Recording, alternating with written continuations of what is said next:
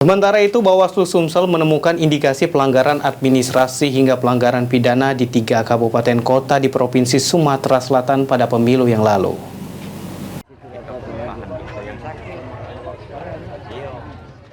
Pemilihan umum yang sudah berlangsung pada tanggal 14 Februari lalu menimbulkan sejumlah permasalahan.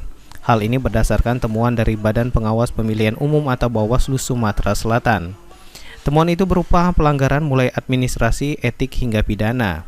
Disampaikan Mas Suryati, Koordinator Divisi Pencegahan, Partisipasi Masyarakat dan Hubungan Masyarakat Bawaslu Sumsel.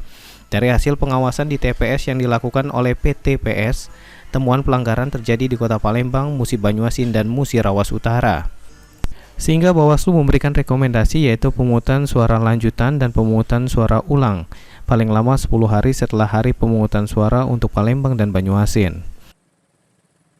Dalam proses tersebut ada banyak hal yang ditemukan oleh pengawas. Artinya ada beberapa indikasi yang terjadi di lapangan. Indikasi pelanggaran administrasi, pelanggaran etik, dan pelanggaran pidana pemilu.